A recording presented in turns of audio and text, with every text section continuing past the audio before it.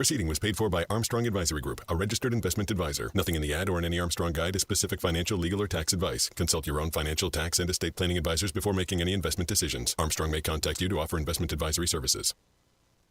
As a busy mom, my to-do list is full. While we can't add more hours to the day, we do have a great resource to help. Go Red for Women has information to help you and your family live a healthier life. Visit goredforwomen.org/momlife today. New Englanders love the Caribbean, and now there's a Caribbean travel channel available for you to learn all about Caribbean culture while you're planning your next trip to your favorite island. The TravelShareIt.com marketplace is loaded with information about the arts, festivals, food, and music throughout the Caribbean, and is an interactive website featuring daily travel deals to any island of your choice. Book your next Caribbean vacation on the most comprehensive travel channel for the islands, TravelShareIt.com. That's TravelShareIt.com. This is Michael Valila, Adjutant of the Disabled American Veterans Department of Massachusetts. We focus on the people returning from service, not their specific illness or injury. Our number one goal is to make sure our veterans have the necessary services they need, be it physical, emotional, or financial, so that their transition can be seamless. You can help our great American heroes as well by making a donation today by visiting dav5k.boston. That's dav5k.boston. It happens all over Massachusetts.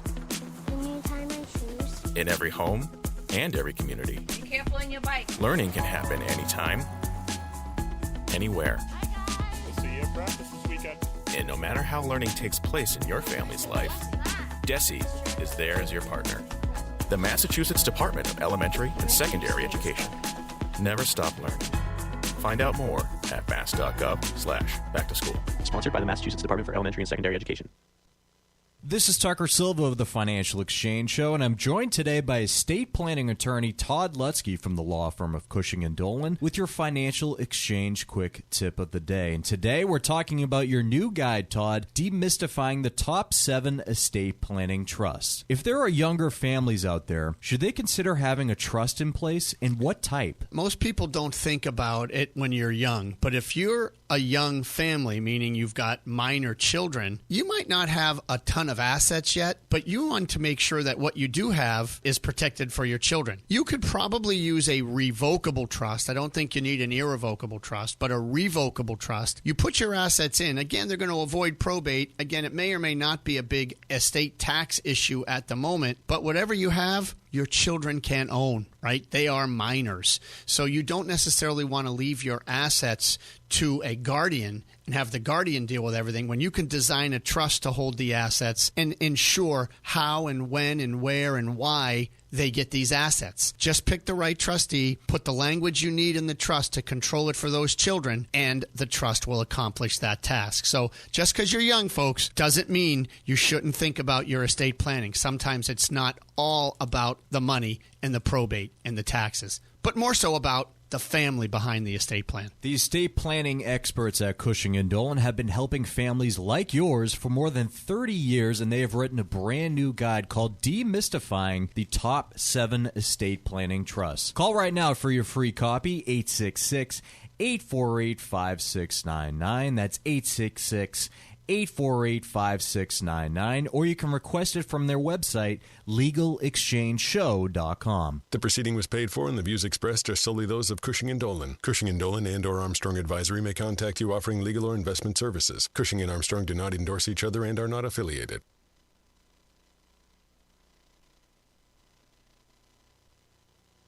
The Financial Exchange is produced by Money Matters Radio and is hosted by employees of the Armstrong Advisory Group, a registered investment advisor. All opinions expressed are solely those of the hosts, do not reflect the opinions of Armstrong Advisory or anyone else. Investments can lose money. This program does not offer any specific financial or investment advice. Please consult your own financial, tax, and estate planning advisors before making any investment decisions. Armstrong Advisory and the advertisers heard on this program do not endorse each other or their services. Armstrong and Money Matters Radio do not compensate each other for referrals and are not affiliated. This is the Financial Exchange with Mike Armstrong and Marc Fandetti. Your exclusive look at business and financial news affecting your day, your city, your world. Stay informed and up to date about economic and market trends, plus breaking business news every day. The Financial Exchange is a proud partner of the Disabled American Veterans Department of Massachusetts. Help us support our great American heroes by visiting dav5k.boston and making a donation today. This is the Financial Exchange with Mike Armstrong and Marc Fandetti. Good morning, happy Tuesday, and welcome back to the Financial Exchange. It's Mike Armstrong, Marc Fandetti, and Tucker Silva with you on a Tuesday where I wouldn't normally cover markets this early, but I have to report that I think this is the flattest stock market that I have ever seen at the beginning of a radio show for me personally. We've got the Dow off 9 points. We've got the S&P off less than half a point, and the NASDAQ off less than 2 points, all of which are basically exactly flat for the day, which, again, not anything particularly notable, but I just have to note that this is the literal flattest market that I have ever seen at the beginning of one of our programs. So I thought it was worth mentioning. We've got a fair bit to cover today, including new escalations on the tariff side of things after that's been quiet for a few weeks now. Lots to talk about in terms of the housing market, car purchases as well, but the only thing that is dominating financial news this morning is yesterday's firing of a Federal Reserve Governor Lisa Cook. And so we're going to start things off right there. Markets, like I said, barely moving on this news, but certainly financial reporting has been all over it since last night, and futures at least initially had a quick reaction to it.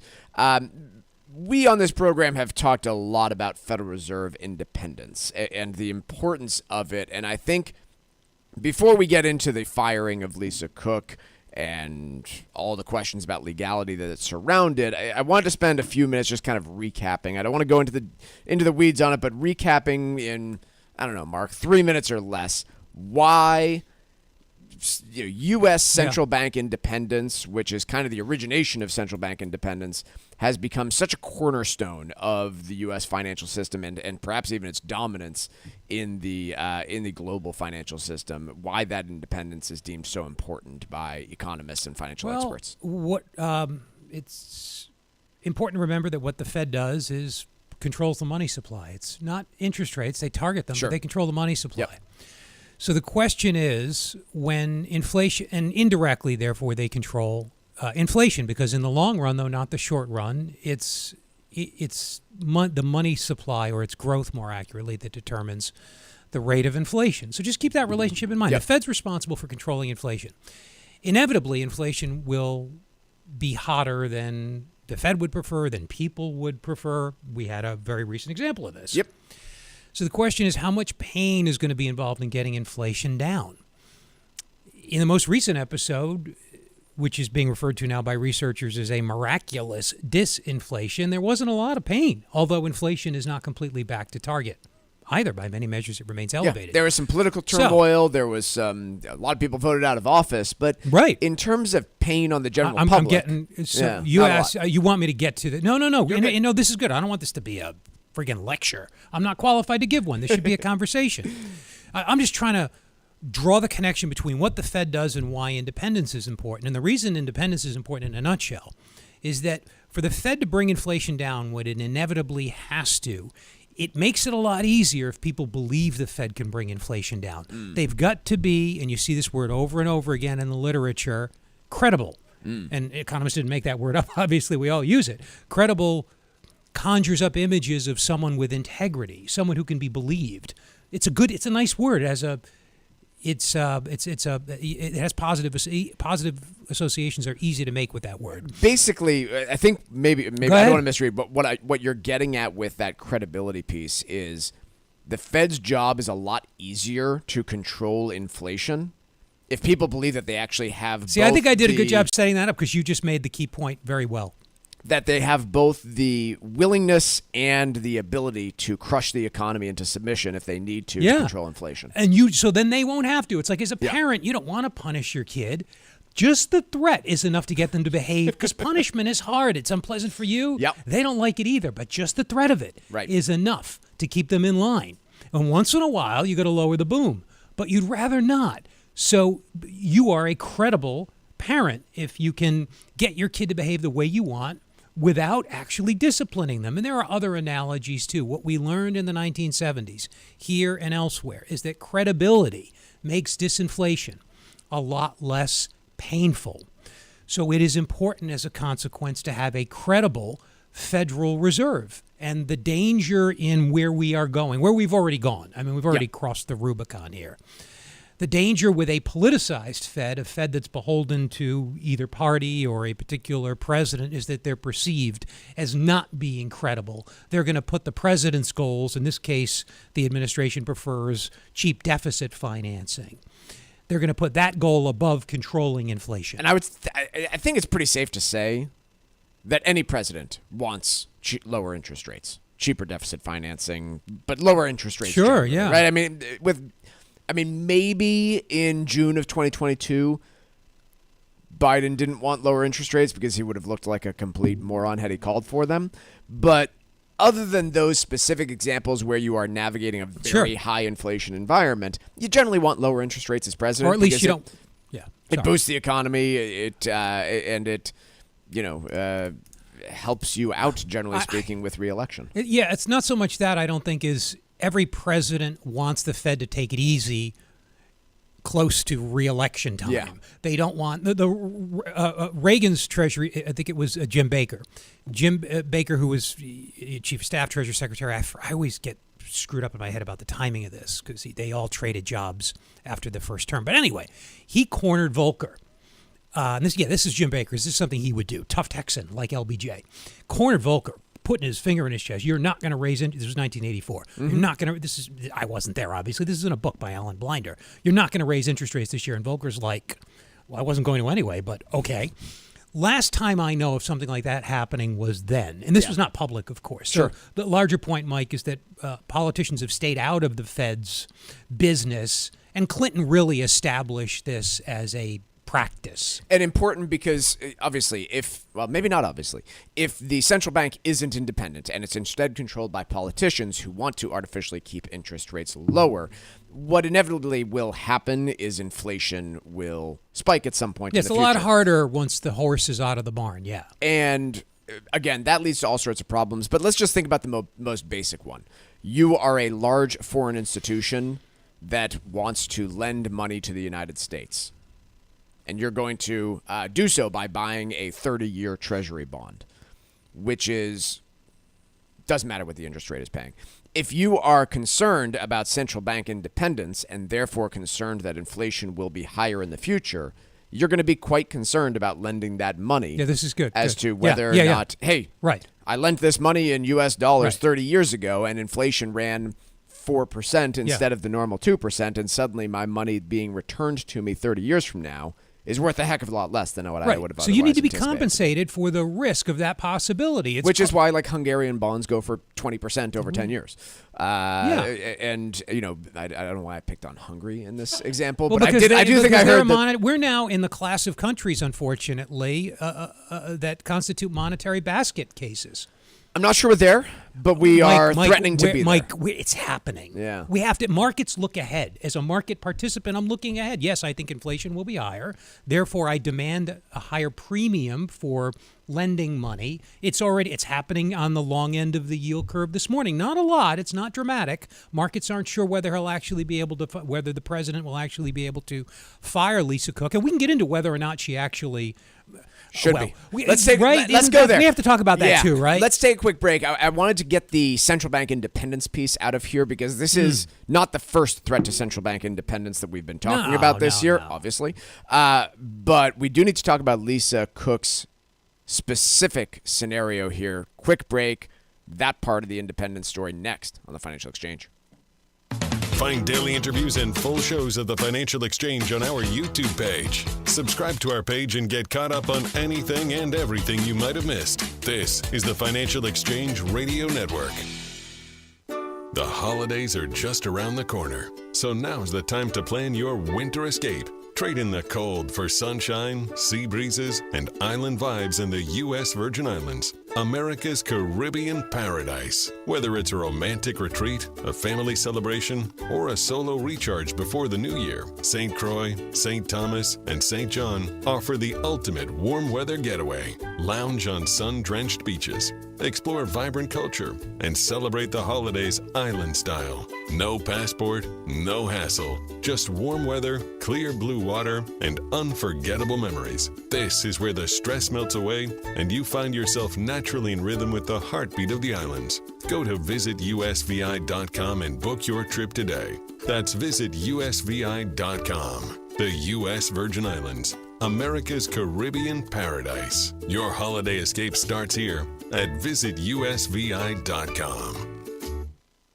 A trust isn't just a document. It's a powerful tool that can help protect your assets from the nursing home and even reduce or eliminate estate taxes. Cushing & Dolan are leaders in elder law, estate planning, and asset protection. This month, they're offering a free guide called Demystifying the Top 7 Estate Planning Trusts. This guide breaks down the most common types of trusts, explains the pros and cons of each, and helps you understand which might be right for you and your family. Trusts come with different rules, benefits, and tax treatment, and choosing the wrong one could cost you. Learning the differences now can help you make smarter decisions for your future and your loved ones. Trusts are a critical part of any well-designed estate plan, but they can be complex. Don't guess your way through it. Get the facts first. Call Cushing & Dolan now at 866-848-5699 to request your free copy, or visit LegalExchangeShow.com. The proceeding was paid for and the views expressed are solely those of Cushing & Dolan. Cushing & Dolan and or Armstrong Advisory may contact you offering legal or investment services. Cushing & Dolan and Armstrong Advisory do not endorse each other and are not affiliated. Hi, this is Chuck Zada from the Armstrong Advisory Group. If you have an IRA, it's critical to understand the tax rules that may affect your family as you plan for retirement. Current law requires most non-spouse beneficiaries to withdraw the full balance of an inherited IRA within 10 years, which may lead to higher taxes and reduced value over time. If beneficiary designations are outdated or incorrect, they could possibly override your will and change how your assets are distributed. That's why we're offering a new guide called Leaving a Lasting Legacy, a resource to help you better understand inherited IRAs and other legacy planning topics that could affect your future. Make an informed choice and take control of your plan. Call 800-393-4001 and ask for your free guide today. That's 800-393-4001 or request your copy online at armstrongadvisory.com. The proceeding was paid for by Armstrong Advisory Group, a registered investment advisor. Nothing in the ad or in any Armstrong guide is specific financial, legal, or tax advice. Consult your own financial, tax, and estate planning advisors before making any investment decisions. Armstrong may contact you to offer investment advisory services.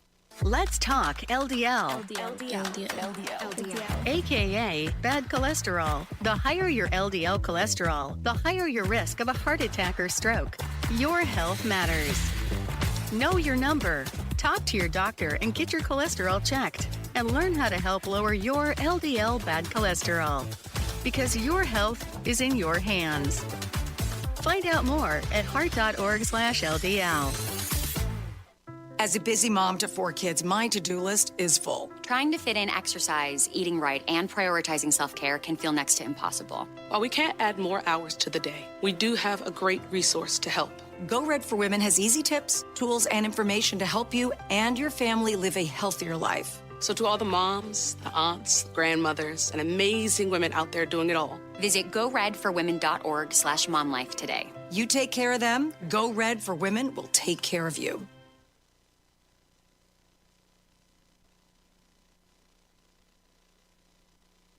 Breaking business news as it happens, only here on the Financial Exchange Radio Network.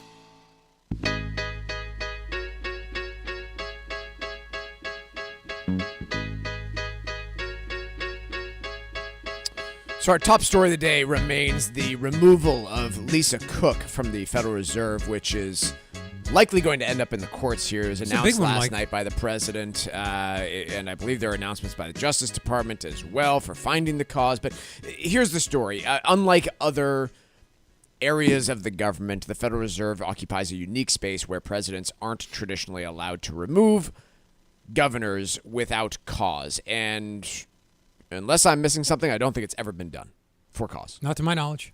So this would be the first time ever. Lisa Cook is being accused of falsifying mortgage application documents. Basic story, you can get a lower interest rate on a mortgage if it's your primary residence.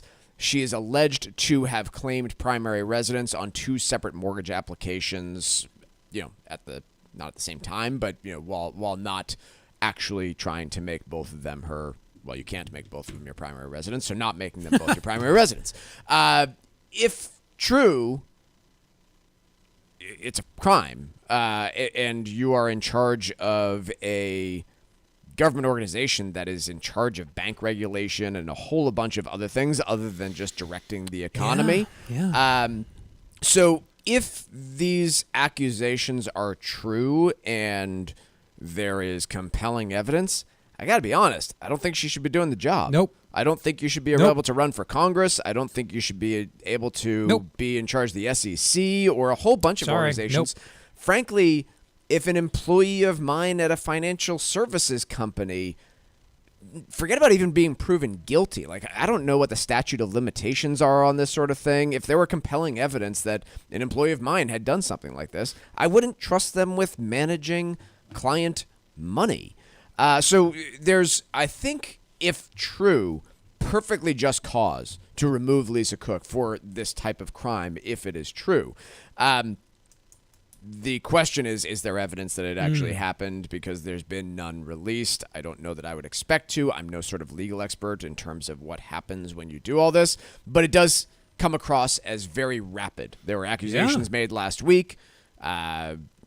Couple days later, removal of the Fed official. So I do expect this to end up in court. I do expect Lisa Cook to fight it, and I'll be very interested to see just where it lands and how hard it gets fought, because it leads to a whole bunch of other questions, like what is cause? So, for instance, in 2022 and 2023, we spent a lot of time on this program arguing that Jay Powell and the Federal Reserve were doing a bad job of handling interest rate moves in regards to inflation. You called him a monetary wimp and a failure. Is cause saying that somebody did a bad job in the president's opinion? How no, it would have do to you be justify some sort of malfeasance or non-fee. Well, I'm not a lawyer, so I'm not a criminal lawyer. I can't say. That'll all be adjudicated, I guess. Gross negligence? Or could you look, these are just big questions that I don't have answers to, and why.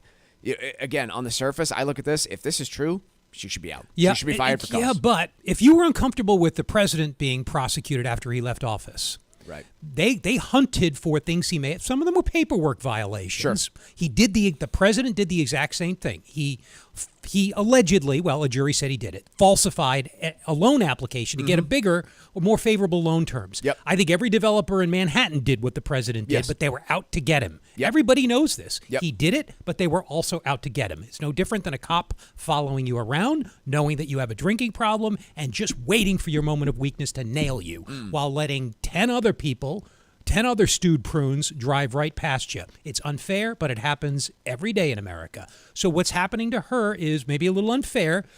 Trump told Pulte at Freddie Mac, go look at every Fed official, the ones I want off, and find something on them. And he's doing it. He's done it with others too. You could say, therefore it's unfair. Well, but at the same time, they may have broken the law. This is why I don't really deem it unfair. No, I don't think so either. You want to have that job? You're exposed, I hold right? you to a higher standard. No, you're exposed. You have to accept that your political opponents might go after you. How stupid are you that you do? If she did it, and if it was a knowing, i.e. on purpose, then she's an idiot and she shouldn't be there. Or she's greedy, as you said, Mike. She's morally compromised, and she shouldn't be there. At the same time, he's looking for any pretext for remaking the Fed. That's a somewhat different question. I do see them as two separate issues. Yeah, I do as well, and that's why I'm of two minds on this. It's straight, and I don't feel the media is doing that part justice, which is to say, the media is painting this purely as a attack on Fed independence, and it sort of is. It is, yeah. But they are failing to acknowledge that this is pretty serious if it did occur. And that's kind of where I land on it. Is it a serious crime that somebody would go to prison for? No, probably not. But is it a crime that you would be comfortable with a member of the Federal Reserve, a governor of the Federal Reserve, having committed? Absolutely not. And her underlings, all the people that work for her under that Federal Reserve role, if they had been accused of doing the same thing, there's no way they'd ever be hired.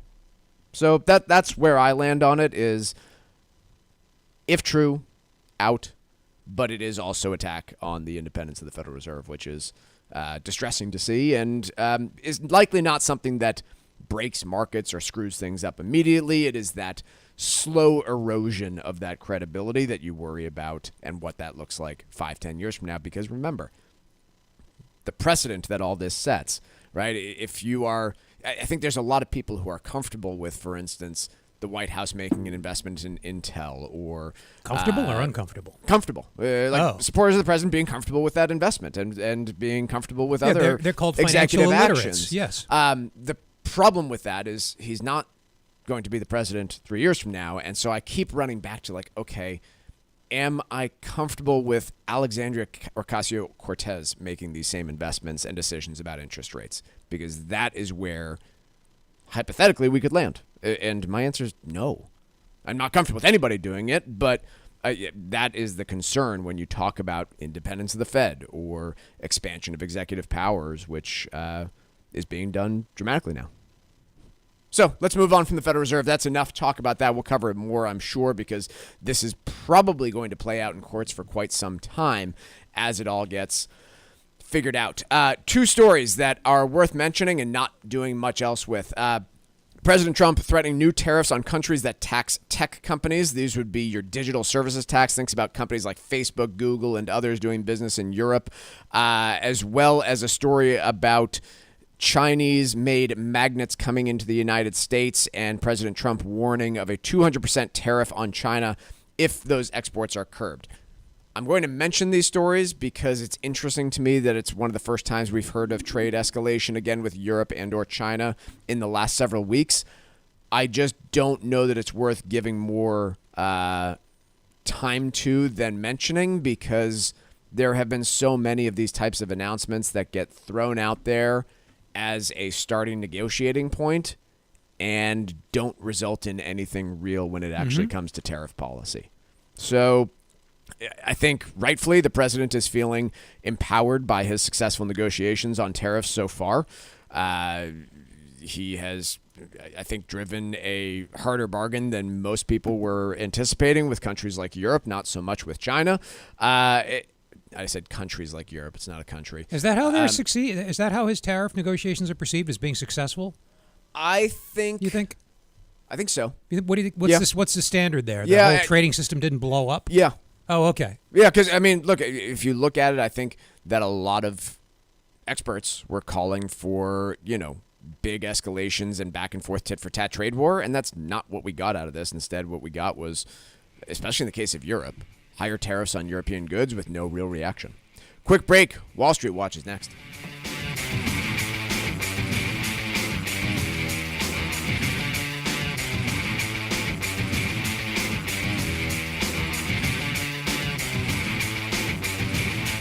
Like us on Facebook and follow us on Twitter @TFE Show. Breaking business news is always first, right here on the Financial Exchange Radio Network. New Englanders love the Caribbean, and now there's a Caribbean travel channel available for you to learn all about Caribbean culture while you're planning your next trip to your favorite island. The TravelShareIt.com marketplace is loaded with information about the arts, festivals, food, and music throughout the Caribbean, and is an interactive website featuring daily travel deals to any island of your choice. Book your next Caribbean vacation on the most comprehensive travel channel for the islands, TravelShareIt.com. That's TravelShareIt.com.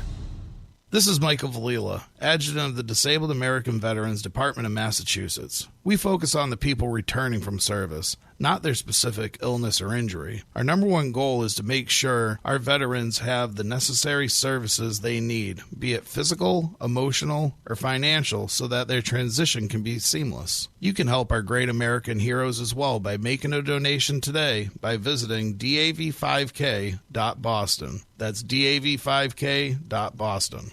Environmental nonprofit Ocean River Institute is working with communities to tackle climate change with nature-based solutions that feature slowing water down and building more soil with grasses and plants. Research indicates that people acting in their own neighborhoods can build an inch of soil in a year and slow sea level rise down by as much as 25%. Please visit oceanriver.org for more information on opportunities to make a difference and go the distance for savvy stewardship of a greener and bluer planet Earth. Sometimes we know what's next. Other times, it's impossible to know. Life can change in an instant.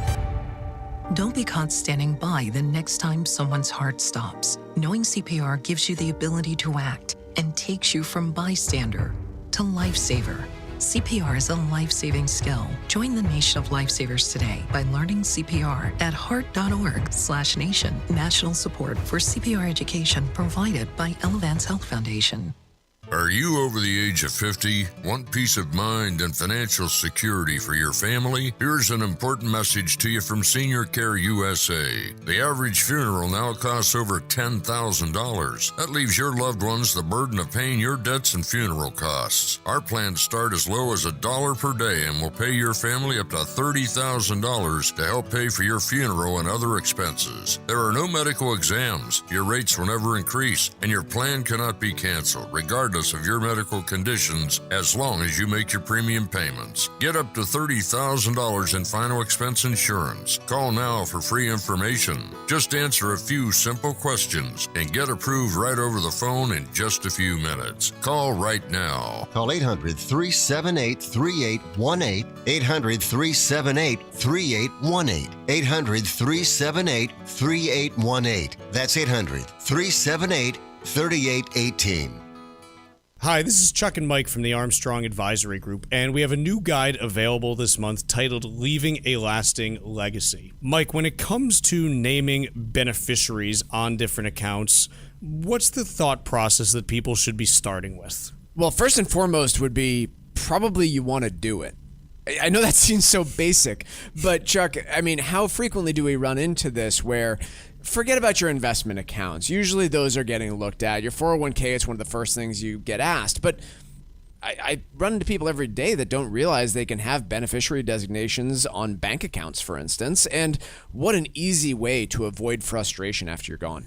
Can you talk a little bit about how much time and effort that can save someone after a loved one passes away when it comes to being able to inherit assets quickly? Anyone that's been through probate will know the answer to this, but these things can last a year, and it doesn't matter if it's a $5 million estate. Obviously, that's pretty complicated, but a $10,000 checking account could also need to go through probate, and it could take an equal amount of time depending on the complexities involved. And so there are a lot of benefits that are out there when it comes to just utilizing the tools that are made available to you, and beneficiaries is a big one. Folks, the guide is titled Leaving a Lasting Legacy, and the way to request it is by calling 800-393-4001.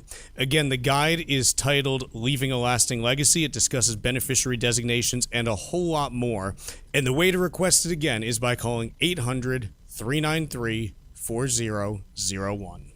The proceeding was paid for by Armstrong Advisory Group, a registered investment advisor. Nothing in the ad or in any Armstrong guide is specific financial, legal, or tax advice. Consult your own financial, tax, and estate planning advisors before making any investment decisions. Armstrong may contact you to offer investment advisory services.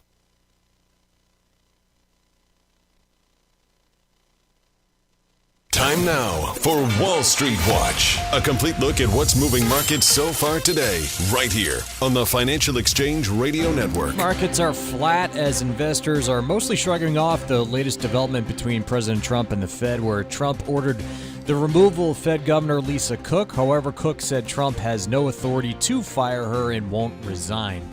Ongoing developments there. Right now, the Dow is down by only 13 points. S&P 500 is up merely 3 points. NASDAQ is up by 0.2% or 39 points higher. Russell 2000 is up 0.75%. 10-year Treasury yield is flat at 4.281%, and crude oil down 1% today, trading right around $64 a barrel. Eli Lilly's up 3% after the pharmaceutical giant's weight loss pill cleared another late-stage trial. The higher dose of the pill helped patients lose 10.5% of their weight on average at 72 weeks, compared to just 2.2% weight loss in the placebo group. Meanwhile, AT&T said it would buy some wireless spectrum licenses from EchoStar for $23 billion. sending shares in EchoStar surging 81%, while AT&T stock is down only 1%. Elsewhere, retailers including Canada Goose, VF Corp, and Rocky Brands are seeing gains after Barron upgraded the stocks to outperform. Canada Goose up 8%, VF is rising 6%, and Rocky Brand stock is jumping 11% higher. Truist upgraded chipmaker AMD to buy from hold, where the analysts noted that hyperscale customers have been increasingly partnering with the company and expressing interest in deploying AMD at scale. AMD is up over 2% higher. Interactive Brokers will join the S&P 500, replacing Walgreens. Robinhood again failed to make the cut, and digital identity management company Okta will report their earnings after today's closing bell. I'm Tucker Silva, and that is Wall Street Watch. Mark, we were talking about a little bit over the breaks. I think it flashed across the screen. The number of exchange-traded funds, more than 4,300 of them across the financial industry now, eclipses the total number of individual stocks that are available to trade in U.S. markets. We've been talking about kind of both sides of this story for years now. One would be the trend towards fewer companies listing publicly for a litany of reasons. Two would be the explosion of exchange-traded funds into the investment world over the course of, really the last, 30 years since they started, but it really started booming over the last several. By way of background, the exchange-traded fund has not been around as long as the mutual fund, but is different in a few key ways. One, it's exchange-traded, so you can trade it throughout the day. It's usually a bundle of stocks and bonds like a mutual fund. Traditionally, when they first started coming out from the likes of Vanguard, they were also tied to an index. So rather than an actively managed fund with higher expenses, they were typically a little bit cheaper in terms of that overall expense ratio. That line has now been blurred quite a bit because there are now active and passive ETFs. There's active and passive mutual funds. But generally speaking, the biggest difference is a mutual fund trades once a day after hours. The index fund trades throughout the day, but they're both generally a basket of diversified things, although these days all of those other lines are kind of blurred. Do you have any major takeaways about this? Because at first I was like, oh, that can't really be good, right? We're having this massive financialization. People are going to choose bad options if there are this many choices to make. That may hold true, but I don't know that I take it as bad news. No, not on the surface. There are probably too many active managers in existence, and I say that because most underperform their so-called, I was trying to think of a more relatable way to say it. Their indices may not be a way to say it. Let's just call the S&P 500 your typical active manager benchmark, and the S&P 500 is just a collection weighted by the value of stock outstanding, the so-called market capitalization or market cap of leading, which S&P defines, U.S. companies that you can buy very, very inexpensively, just a couple of percents of a percent expense is typical on an index fund these days. So you could do that, or you could buy an active strategy that attempts to outperform the S&P 500, that attempts to beat that as an index fund. I get the sense that there are way more actively managed products, whether you're talking ETFs or mutual funds, than there are views on one company's likelihood of outperforming over another. In other words, there are way more ETFs and mutual funds than there are diverse views on stocks in the marketplace. Yeah. So I'm going to have to think about how I just phrased that, but you know what I mean. I guess I am more, if I had to choose one of these, I'm more concerned about the dramatically lower number of stocks available for purchase on the public markets and the tendency for companies to stay private longer, mainly because that's a limited group who's able to access those privately held companies, than I am about the explosion of exchange-traded funds. And I don't really care about that quite as much. Yes, it makes choosing the right fund more difficult, but I'm not sure that it represents a problem. The Fact that fewer companies are listing on public exchanges says something to me about the dynamics of it. And I'm not sure if I think it probably says a few things. One, regulatorily, it's just really difficult to be a publicly traded company and expensive to be a publicly traded company these days. And also that, if you're not worth, $50, $100 million, then you don't get access to these companies in their infancy when some of them are growing rapidly and don't need access to the public market funds anymore. Well, it's the flip side of the explosion in so-called private equity. People go public because they need to raise capital. If you can do that at less expense from passive investors, which pension funds are, they're limited partners, as are we. If you buy private equity through a mutual fund vehicle, you have no say in how the private equity manager runs their portfolio, similar to the arrangement with publicly traded securities. There are other ways to raise capital now. That's less costly ways. The backbone of the global auto supply chain at risk from Trump's tariffs. And to me, the only surprising part of all this is that the president and the White House haven't done more to benefit the big American three automakers. I mean, that's the only piece of this that has been a bit surprising to me. We were talking about this at length. The auto industry across the globe, other than China, faces a number of struggles as we head into the second half of 2025 and 2026. Most of them, I think, are of their own making.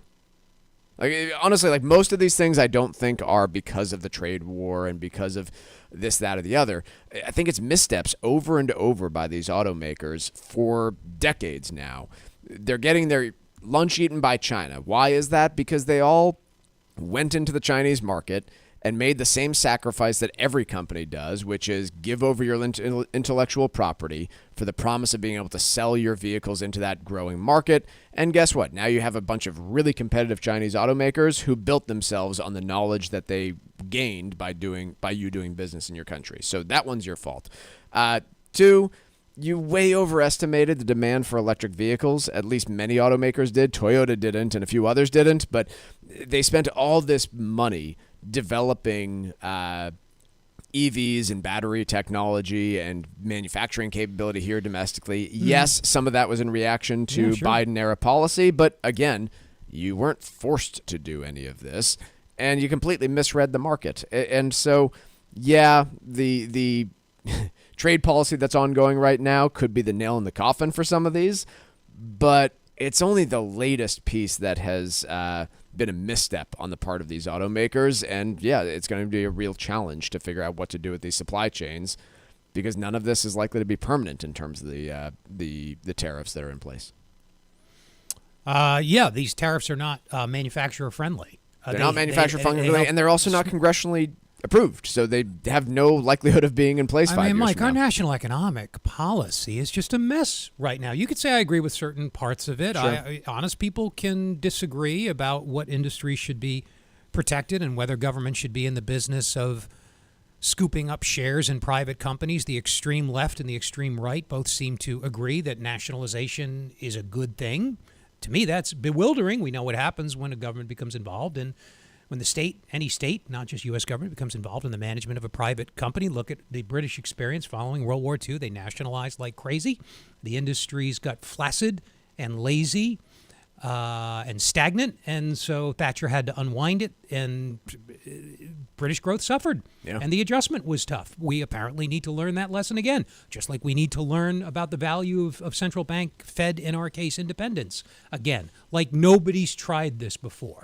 Like nobody thought historically buying up shares in a government owning part of a private company would somehow better align their interest with the public good. Civilization, not just civilizations, that's overly fancy way of putting it. Democracies like ours, advanced, sophisticated democracies, have tried these policies before, and they've ended up hurting, not helping growth. So why we have to learn that lesson again is frustrating. Let's take a quick break. When we come back, I want to talk a little bit about the local New England economy for a moment here. There's a report on the Massachusetts biotech industry. We're covering that next here on the Financial Exchange. Miss any of the show? Catch up at your convenience by visiting financialexchangeshow.com and clicking the on-demand icon where you'll find all of our interviews and full shows. This is your home for the latest business and financial news in New England and around the country. This is the Financial Exchange Radio Network. Are you wondering where the economy is headed? GDP is growing, but tariffs, inflation, and job numbers are making headlines. Interest rates, housing costs, and policy changes are impacting all of us. Even AI is changing how markets move. Hi, this is Chuck Zada from the Armstrong Advisory Group. We're hosting 2 financial seminars this fall to help you make sense of it all. Join us at Margaritaville Resort, Cape Cod on October 9th or at the Showcase Superlux in Chestnut Hill on October 16th. To reserve your seat, call 800-393-4001. We'll break down the economic trends, market risks, and smart strategies you need to plan for retirement and beyond. Diversification, preparation, and smart decisions are several of the keys to navigating uncertainty. Register today by calling 800-393-4001 or on our website, armstrongadvisory.com. The proceeding was paid for by Armstrong Advisory Group, a registered investment advisor. Nothing in the ad or in any Armstrong guide is specific financial, legal, or tax advice. Consult your own financial, tax, and estate planning advisors before making any investment decisions. Armstrong may contact you to offer investment advisory services. A trust isn't just a document. It's a powerful tool that can help protect your assets from the nursing home and even reduce or eliminate estate taxes. Cushing & Dolan are leaders in elder law, estate planning, and asset protection. This month, they're offering a free guide called Demystifying the Top 7 Estate Planning Trusts. This guide breaks down the most common types of trusts, explains the pros and cons of each, and helps you understand which might be right for you and your family. Trusts come with different rules, benefits, and tax treatment, and choosing the wrong one could cost you. Learning the differences now can help you make smarter decisions for your future and your loved ones. Trusts are a critical part of any well-designed estate plan, but they can be complex. Don't guess your way through it. Get the facts first. Call Cushing & Dolan now at 866-848-5699 to request your free copy or visit LegalExchangeShow.com. The proceeding was paid for and the views expressed are solely those of Cushing & Dolan. Cushing & Dolan and or Armstrong Advisory may contact you offering legal or investment services. Cushing & Dolan and Armstrong Advisory do not endorse each other and are not affiliated. New Englanders love the Caribbean, and now there's a Caribbean travel channel available for you to learn all about Caribbean culture while you're planning your next trip to your favorite island. The TravelShareIt.com marketplace is loaded with information about the arts, festivals, food, and music throughout the Caribbean, and is an interactive website featuring daily travel deals to any island of your choice. Book your next Caribbean vacation on the most comprehensive travel channel for the islands, TravelShareIt.com. That's TravelShareIt.com. This is Michael Valila, Adjutant of the Disabled American Veterans Department of Massachusetts. We focus on the people returning from service, not their specific illness or injury. Our number one goal is to make sure our veterans have the necessary services they need, be it physical, emotional, or financial, so that their transition can be seamless. You can help our great American heroes as well by making a donation today by visiting dav5k.boston. That's dav5k.boston. Sometimes we know it's next. Other times, it's impossible to know. Life can change in an instant. Don't be caught standing by the next time someone's heart stops. Knowing CPR gives you the ability to act and takes you from bystander to lifesaver. CPR is a life-saving skill. Join the nation of lifesavers today by learning CPR at heart.org/nation. National support for CPR education provided by Elevance Health Foundation. It happens all over Massachusetts. Can you tie my shoes? In every home and every community. Be careful on your bike. Learning can happen anytime, anywhere. We'll see you at practice this weekend. And no matter how learning takes place in your family's life, DESE is there as your partner. The Massachusetts Department of Elementary and Secondary Education. Never stop learning. Find out more at mass.gov/back-to-school. Sponsored by the Massachusetts Department for Elementary and Secondary Education.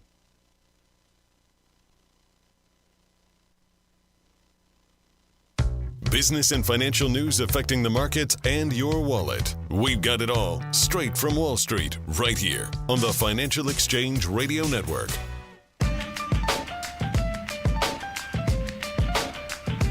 The Financial Exchange is a proud partner of the Disabled American Veterans Department of Massachusetts, and now's the perfect time to register for this year's 5K at Castle Island.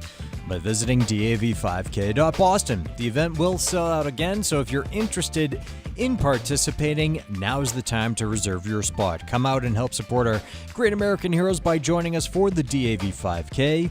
Visit dav5k.boston to register or to make a donation today. That's dav5k.boston. Well, Mark, I'm covering the next story entirely just to toot our own horn. I don't remember exactly when we talked about this, but I remember having a conversation on this program about the Trump administration's looking at funding of different programs, especially universities and scientific research. And I wondered out loud if this could lead to an especially difficult time for the greater Boston region. I just, looking at employment in the public education sector, looking at employment and investment in the biotech industry, a lot of that stems, at least initially, from public investment, right? It's public research grants. It's all the money that was spent during COVID on researching vaccines. And that stuff has dried up. VC investment in Massachusetts-based companies dropped more than 17% to $2.7 billion for the first half of 2025. That compares to That's compared to the same period in 2024. It's also the lowest level since 2017. Massachusetts projected to receive around $463 million less in National Institutes of Health funding this year compared to what it did in 2024. And then firms invested $8 billion in Massachusetts biotech companies in 2020 and more than $13 billion in 2021. So we are seeing this big drop-off here in the Massachusetts, and I would say greater Boston and greater New England economy. This is an industry that's kind of reached its tentacles out throughout New England. Big base, obviously, in Cambridge and the Boston area in general, but heck, there's even an empty lot that's been sitting empty and flattened for a few years now that was supposed to be lab space for the biotech industry. And if you know this area and you've ever driven down 128 in Needham, Massachusetts, there used to be a big old Muzzy Ford car dealership that the sign was kind of well known in the area. That thing has been empty now for, what is it, Lois? 4 years? More than that. More than that, 4+ years, because they can't find a tenant and can't figure out what to build because that booming demand for all this lab space has pretty much evaporated. On the other hand, it's not as though we've seen a massive spike in unemployment in Massachusetts or any of these other pieces. But should this continue, it's an area that could look a lot different than it has for the last 5 years.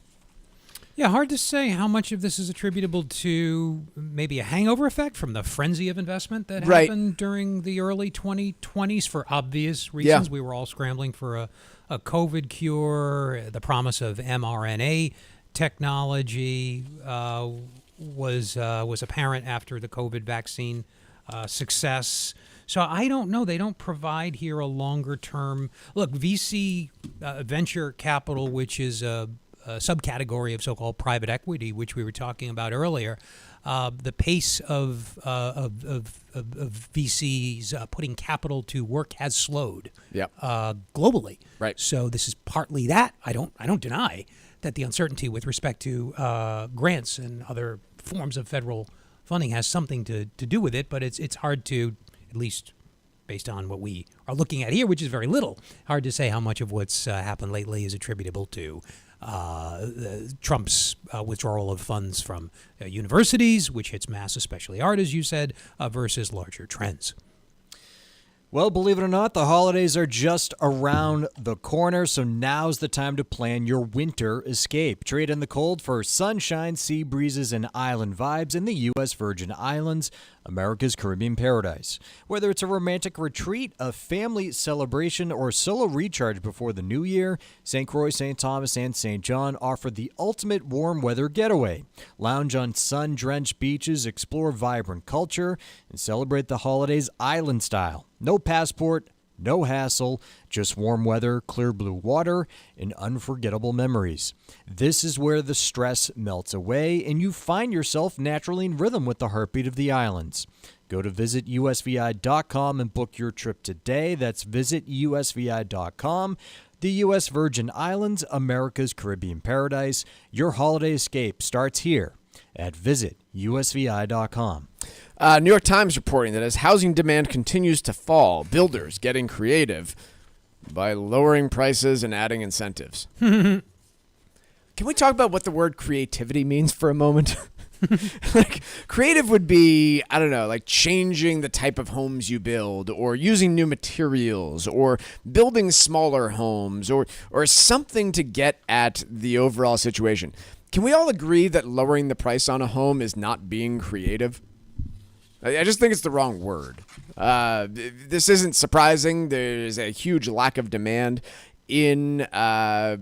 lack of demand for new homes from people, especially in Florida, Texas, Colorado, Louisiana, some of these markets that have been oversupplied by housing over the course of the last several years. And so it's a swing back in the other direction. There is a nod to some of that here, doing things like making do with what you've got. Unfortunately, we don't have good data because the national market is so fragmented. We should know what the average home size new construction is as of, say, 12/31/2024. But to my knowledge, we don't, because, again, because it's very fragmented. Yeah. We got to take a quick break here. Markets open in mixed territory at the moment. Dow down, S&P and NASDAQ both up. We'll be covering that and a heck of a lot more in the second hour, so stay tuned, folks.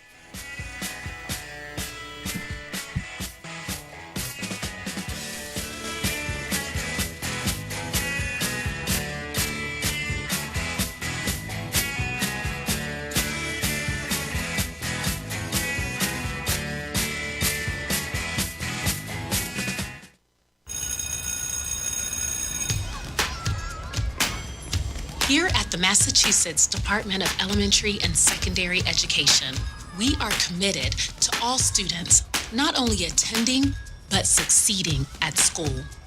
Your presence is powerful. Share why you attend at doe.mass.edu. Sponsored by the Massachusetts Department of Elementary and Secondary Education. Environmental nonprofit Ocean River Institute is working with communities to tackle climate change with nature-based solutions that feature slowing water down and building more soil with grasses and plants. Research indicates that people acting in their own neighborhoods can build an inch of soil in a year and slow sea level rise down by as much as 25%. Please visit oceanriver.org for more information on opportunities to make a difference and go the distance for savvy stewardship of a greener and bluer planet Earth. Hey, listen, are you a 50-year-old person looking for term life insurance? Then you need to talk to Bob. Bob specializes in helping people find $1 million or more of term life insurance for a couple of $100 a month. Look, you need to know there's a price war in the term life insurance business, and you may be paying too much. Call Bob, and he'll shop and see how much money he can save you. Look, this could be the last term life insurance policy you ever have. Your rates are guaranteed for the next 20 years. That's right, guaranteed level rates for the next 20 years. And if you're a smoker or your health is not perfect, Bob has great rates for you too. So for $1 million of term life insurance coverage for a couple of $100 a month, call Bob right now. 800-965-7987. 800-965-7987. 800-965-7987. That's 800-965-7987. Paid for by Term Direct. Are you over the age of 50? Want peace of mind and financial security for your family? Here's an important message to you from Senior Care USA. The average funeral now costs over $10,000. That leaves your loved ones the burden of paying your debts and funeral costs. Our plans start as low as $1 per day and will pay your family up to $30,000 to help pay for your funeral and other expenses. There are no medical exams. Your rates will never increase, and your plan cannot be canceled, regardless of your medical conditions, as long as you make your premium payments. Get up to $30,000 in final expense insurance. Call now for free information. Just answer a few simple questions and get approved right over the phone in just a few minutes. Call right now. Call 800-378-3818. 800-378-3818. 800-378-3818. That's 800-378-3818.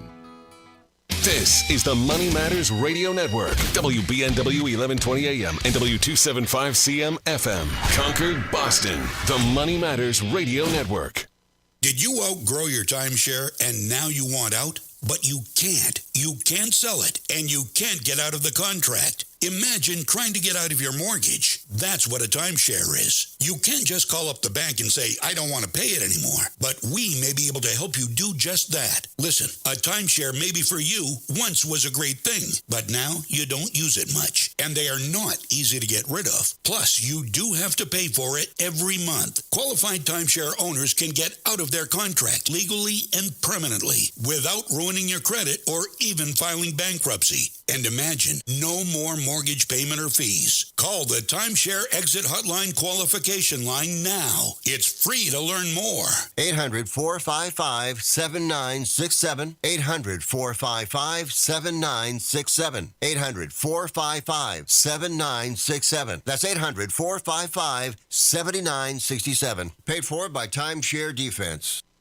The holidays are just around the corner, so now's the time to plan your winter escape. Trade in the cold for sunshine, sea breezes, and island vibes in the U.S. Virgin Islands, America's Caribbean paradise. Whether it's a romantic retreat, a family celebration, or a solo recharge before the new year, St. Croix, St. Thomas, and St. John offer the ultimate warm weather getaway. Lounge on sun-drenched beaches, explore vibrant culture, and celebrate the holidays island style. No passport, no hassle, just warm weather, clear blue water, and unforgettable memories. This is where the stress melts away and you find yourself naturally in rhythm with the heartbeat of the islands. Go to visitusvi.com and book your trip today. That's visitusvi.com. The U.S. Virgin Islands, America's Caribbean paradise. Your holiday escape starts here at visitusvi.com.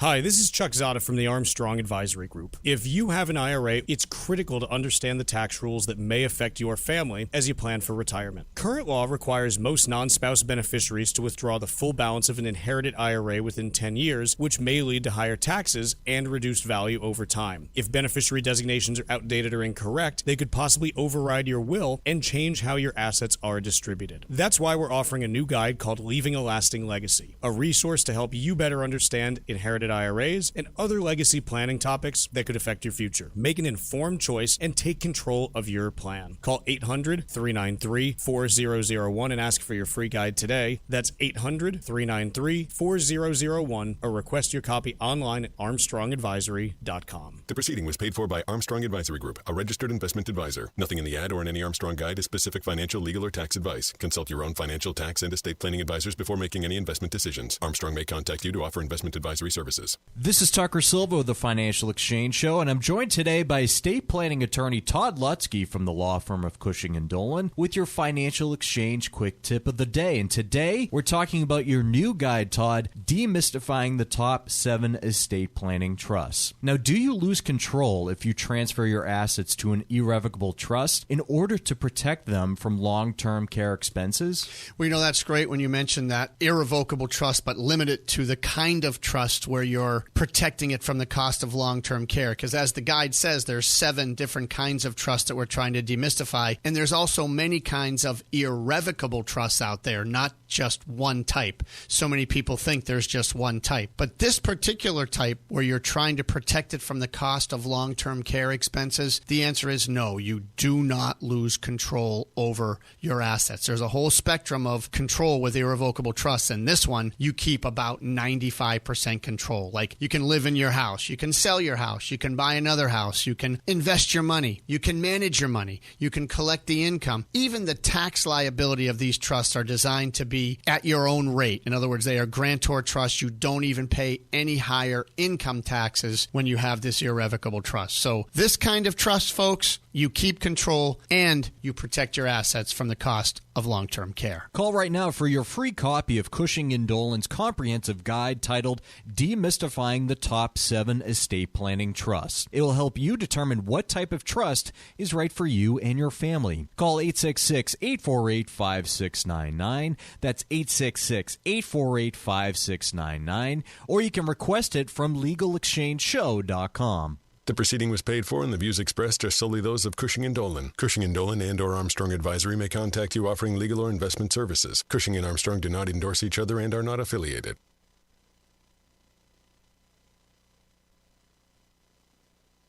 The Financial Exchange is produced by Money Matters Radio and is hosted by employees of the Armstrong Advisory Group, a registered investment advisor. All opinions expressed are solely those of the hosts, do not reflect the opinions of Armstrong Advisory or anyone else. Investments can lose money. This program does not offer any specific financial or investment advice. Please consult your own financial, tax, and estate planning advisors before making any investment decisions. Armstrong Advisory and the advertisers heard on this program do not endorse each other or their services. Armstrong and Money Matters Radio do not compensate each other for referrals and are not affiliated. This is the Financial Exchange with Mike Armstrong and Marc Fandetti. Your exclusive look at business and financial news affecting your day, your city, your world. Stay informed and up to date about economic and market trends, plus breaking business news every day. The Financial Exchange is a proud partner of the Disabled American Veterans Department of Massachusetts. Help us support our great American heroes by visiting dav5k.boston and making a donation today. This is the Financial Exchange with Mike Armstrong and Marc Fandetti. Good morning. Welcome back to the Financial Exchange. It's Mike, Mark, and Tucker with you on a Tuesday with markets. They're pretty boring today. We don't need to get into it. They're mixed. Dow slightly off. S&P and NASDAQ slightly positive. But the big story of the day remains President Trump's firing of Federal Reserve official Lisa Cook, who was appointed during the Biden administration. And big questions about Fed independence and the president's ability to remove a sitting Federal Reserve governor. Since the existence of the Fed, it has been run as an independent agency. 1951-ish. It was great paper. If you're interested in this topic, well, go ahead, Mike. Finish No, please. I want to be corrected. Great recent. The only reason that this is top of mind for me, great recent paper in a journal called Journal of Economic Perspectives. Not something a lot of people probably typically crack open, but there's very little math in JEP, Journal of Economic Perspectives articles. If you're interested in this most recent edition, issue came out last week. It chronicles the Fed's history, its fight for independence. During and after World War II, Truman kept pressure on the Fed to keep short-term interest rates low to finance the big debt. There was an explosion in inflation. The Fed finally wrestled control away from politicians. It took another few decades to get politicians to stop So a good meddling, 70-some-odd years of independence. Yeah, it was a long fight. And so this idea that the Fed's autonomy is sacrosanct is relatively modern, from roughly Volcker, who was a tough bird, onward, and Clinton kind of enshrined Didn't know it. he was a bird. He was. I was going to say a tough fella, but that didn't sound right. So he was a tough character, an ornery character. So the media is portraying this as another hit on Fed independence, and I do think it is based on the way that it is being done. They were looking for reasons to be able to excuse members of the Fed. They found one here. She gave them one, potentially. And the means by which they did so, which is not presenting any evidence of the crime that she allegedly committed, is being, I think, accurately portrayed as another hit on central bank independence. And the question... Yeah, both can be true, right? She could have done something very stupid and left herself open to this. Yes, and both they can could be also have been looking for a reason to. 100%. Yeah. So where we land on all this is it's likely to end up in courts, and we're about to likely find out, does a president have the ability to remove a Federal Reserve governor, and what do they mean by having cause? Because it's pretty clear, I believe, from the charter that the president can remove someone for cause, but is allegation of an unproven crime from some time in the past adequate is a completely unknown answer to me. Yeah, putting that aside, what we talked about in the last hour, for those just joining us now, I think is probably more within our wheelhouse, which is why is Fed independence important? And the short answer we said, Mike, in the last hour was because credibility, the belief that if the Fed says they're going to squash inflation, they're actually going to do it, come hell or high water. They're going to inflict pain on the economy. Even if it happens right before an election. If you believe they're going to do that, prices will adjust more quickly. Firms will adjust their prices. Consumers will adjust and firms will adjust their inflation expectations. And any required disinflation, think of that as medicine, will be more easily tolerated, will occur with fewer side effects, to continue with the analogy. That's why Fed independence is important, Mike. In a word, credibility. Right. The other side of this that is less important, I think, but easier to understand from just a political perspective is when it comes to something like this, removing and appointing new Federal Reserve governors. Are you comfortable with any sitting president having the authority to do that? And my answer is no. Even if I am comfortable with this president's ability to do it, I'm just not universally comfortable with it. And that is I don't know, that's been, I think, one common theme of our views on the past 20 years of executive power expansion is, when you pave the way for this, you are creating new powers for the next president. And historically, what's happened is you go from one side to another when it comes to control of the White House. The reason is you want monetary policymakers, i.e. people who run the Fed, the Federal Reserve. You want them to be focused on both inflation and unemployment, but you want to be confident, and again, I'm alluding to credibility here, that when the time comes, they'll make the tough decision to get inflation under control. Part of the Fed's issue in 2021, 2022 is that people weren't sure how much emphasis the Fed placed on inflation versus unemployment, because only a couple years before they had changed, since revised again last week, they had changed their monetary policy framework. It seemed to de-emphasize fighting inflation over getting unemployment as low as possible, whatever that means. Different subject entirely. Sure. So people doubted the Fed's resolve. Their credibility was called into question, which is why Powell adopted that kind of tough guy persona starting in 2022. He knew expectations were elevated. He had to get them back under control. The problem with letting politicians get more involved, and Trump's just a more aggressive version of what every president, as you pointed out in the last hour, Mike, would like to be. He wants to dictate interest rates himself. As soon as you believe that political considerations will trump, no pun, but it's the right word, inflation considerations, expectations become de-anchored, so to speak, and fighting inflation when the time comes, and it will again, becomes all the more difficult in terms of economic costs. Moving on from the independence argument of the Federal Reserve, we do have an upcoming meeting here in less than a month, September 17th, where interest rates are widely expected to be brought down by 0.25%.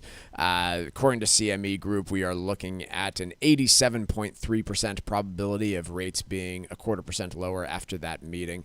Where it goes from there, though, I think is a much more open question. Mike, you can't help but bring independence back into the discussion. What the Fed does in September doesn't matter at all compared to the insulation of the Fed from political decisions over the long term. It doesn't matter at all. Nobody will remember what the Fed did. Do you remember what Volcker's predecessor, Miller, was his name, I believe. Carter replaced he brought Miller back to Treasury, put Volcker at the Fed. Do you remember what his last monetary policy? Of course not. I'm asking a stupid question, and I don't even remember who succeeded who. So I'm obviously clueless myself. This is insignificant in the scheme of things. The independence argument is the issue, the only issue until this gets resolved. Now, not to say we shouldn't and won't discuss other things, but it's impossible to just talk about what's going to happen in September without thinking about what happened last night implies for what happens in subsequent meetings. Yeah, you're right. If we were facing down 9% inflation again, or if we were facing an economy that was surging in unemployment, we might be having an additional conversation about the Fed and its responsibility. But at this point in time especially, there is no argument other than what happens with central bank independence. Mark's fired up. He's writing No, something because down inflation, I'm thinking, no, I just... He's drawing a chart over his Wall Street Journal article. Because inflation remains elevated. The Fed's in a pickle already. Yeah. This just puts the pickle in a pickle jar with a lot of other pickles. I don't know if Chuck were here, he'd have a better analogy. Than a jar of pickles. I mean, any 5-year-old would have a better analogy than one I just came up with. Let's be honest. But this makes it all the more difficult. Look, financial markets look forward. As an investor, you buy a stock not because you think it's going to go up over the next few days. Maybe some people do. But most investors are long-term investors. They are counting on equities appreciating in excess of the rate of return on bonds or whatever you could own without risk over the next 5, 10 years or longer. Stocks are thus priced based on what investors think will happen over the long term. It's more so than at any point in my adult life difficult today to make that assessment because we don't know whether or not the Fed's going to be independent in a couple years. Lisa Cook may have done something very stupid, possibly even illegal, in which case, yeah, she's been targeted, but you also, you got caught, stupid. That's a little cruel, and I'm prejudging. But more important, Trump does want to take the Fed over. Nobody doubts that. He said it. Take the guy at his word. He thinks he knows interest rates better than anybody else. What does that mean for future inflation? You think it'll be higher or lower than if the Fed were independent? That's a rhetorical question. Of course it's going to be higher. Whether it's Trump or Vance or President AOC, God forbid, as you talked about in the last hour, we're going to have higher inflation going forward because of all this monkey business. The Pandora's box has been opened here. All right, here's what I need you to do, Mark. Yes, sir. Slap your hands on the table a couple more times. We're going to take a quick break. We're going to de-stress, and we're going to talk about home insurance after this. Quick break. We'll be right back. The Financial Exchange streams live on YouTube. Subscribe to our page and stay up to date on breaking business news all morning long. This is the Financial Exchange Radio Network. Inflation, housing costs, and rising interest rates are putting pressure on families everywhere. From higher insurance and taxes to volatile markets, today's economic landscape is changing fast. This is Chuck Zada from the Armstrong Advisory Group. We're hosting 2 financial seminars this fall, first at Margaritaville Resort Cape Cod on October 9th, and next at the Showcase Superlux in Chestnut Hill on October 16th. Call 800-393-4001 to reserve your spot. We'll discuss how to manage risk, protect your retirement, and create a plan that can handle economic ups and downs. Whether it's core inflation, market volatility, or policy changes, you'll learn about strategies that may help you plan smarter. Register today by calling 800-393-4001 or on our website, armstrongadvisory.com. The proceeding was paid for by Armstrong Advisory Group, a registered investment advisor. Nothing in the ad or in any Armstrong guide is specific financial, legal, or tax advice. Consult your own financial, tax, and estate planning advisors before making any investment decisions. Armstrong may contact you to offer investment advisory services. A trust isn't just a document. It's a powerful tool that can help protect your assets from the nursing home and even reduce or eliminate estate taxes. Cushing & Dolan are leaders in elder law, estate planning, and asset protection. This month, they're offering a free guide called Demystifying the Top 7 Estate Planning Trusts. This guide breaks down the most common types of trusts, explains the pros and cons of each, and helps you understand which might be right for you and your family. Trusts come with different rules, benefits, and tax treatment, and choosing the wrong one could cost you. Learning the differences now can help you make smarter decisions for your future and your loved ones. Trusts are a critical part of any well-designed estate plan, but they can be complex. Don't guess your way through it. Get the facts first. Call Cushing & Dolan now at 866-848-5699 to request your free copy, or visit LegalExchangeShow.com. The proceeding was paid for and the views expressed are solely those of Cushing & Dolan. Cushing & Dolan and or Armstrong Advisory may contact you offering legal or investment services. Cushing & Dolan and Armstrong Advisory do not endorse each other and are not affiliated. The holidays are just around the corner, so now's the time to plan your winter escape. Trade in the cold for sunshine, sea breezes, and island vibes in the U.S. Virgin Islands, America's Caribbean paradise. Whether it's a romantic retreat, a family celebration, or a solo recharge before the new year, St. Croix, St. Thomas, and St. John offer the ultimate warm weather getaway. Lounge on sun-drenched beaches, explore vibrant culture, and celebrate the holidays island style. No passport, no hassle, just warm weather, clear blue water, and unforgettable memories. This is where the stress melts away and you find yourself naturally in rhythm with the heartbeat of the islands. Go to visitusvi.com and book your trip today. That's visitusvi.com. The U.S. Virgin Islands, America's Caribbean paradise. Your holiday escape starts here at visitusvi.com. Environmental nonprofit Ocean River Institute is working with communities to tackle climate change with nature-based solutions that feature slowing water down and building more soil with grasses and plants. Research indicates that people acting in their own neighborhoods can build an inch of soil in a year and slow sea level rise down by as much as 25%. Please visit oceanriver.org for more information on opportunities to make a difference and go the distance for savvy stewardship of a greener and bluer planet Earth. Cardiovascular disease is the #1 killer of women, taking the lives of 1 in 3. That's more than all forms of cancer combined. For too long, heart disease and stroke have taken the lives of the women we love. But we're not giving up because we have something better, stronger, more powerful. We have each other. When we come together and go red, the more power we have against our greatest health threat. Visit goredforwomen.org today to learn more.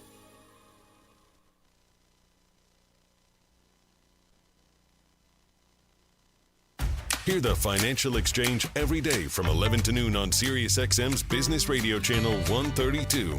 Keep it here for the latest business and financial news and the trends on Wall Street. The Financial Exchange is now live on SiriusXM's Business Radio Channel 132.